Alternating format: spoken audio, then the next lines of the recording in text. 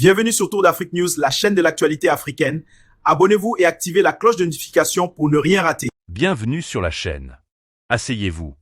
Aujourd'hui, on va parler de Patrick Achi. Un homme dont le parcours s'est construit loin du bruit, mais toujours au plus près du pouvoir.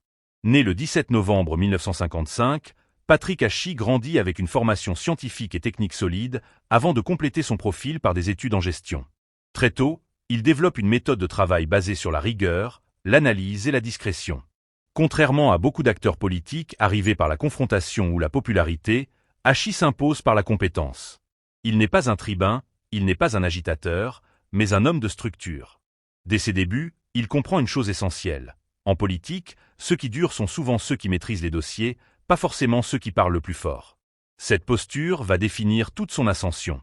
Sa carrière commence dans le monde du conseil et de l'expertise, avant qu'il ne soit progressivement intégré au cœur de l'appareil d'État.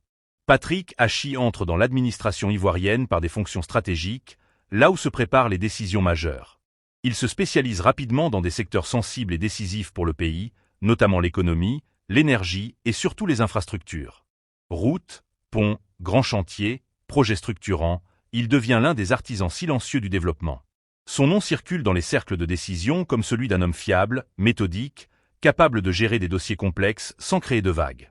Cette discrétion, loin de le freiner, va au contraire accélérer son ancrage au sommet de l'État. Avec le temps, Patrick Achi gagne la confiance des plus hautes autorités. Il occupe plusieurs portefeuilles ministériels importants et devient un rouage essentiel de la gouvernance ivoirienne. Son influence ne repose pas sur des déclarations spectaculaires, mais sur sa capacité à coordonner, planifier et exécuter. Il participe à la définition des grandes orientations économiques et institutionnelles du pays, travaillant souvent en coulisses mais toujours au centre du jeu. En 2021, il franchit une étape décisive. Patrick Achi est nommé Premier ministre de la Côte d'Ivoire. À ce poste, il incarne la continuité de l'État et la stabilité institutionnelle dans un contexte politique délicat. Son style reste inchangé, calme, réservé, concentré sur les résultats plutôt que sur l'image.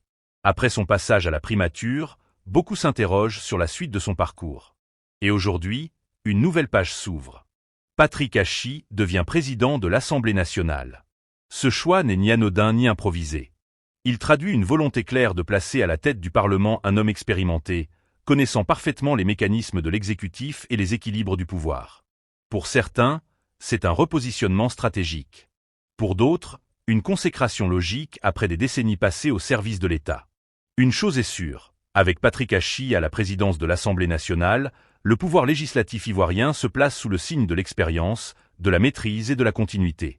Reste maintenant à savoir comment il imprimera sa marque et quel rôle il jouera dans la prochaine séquence politique du pays.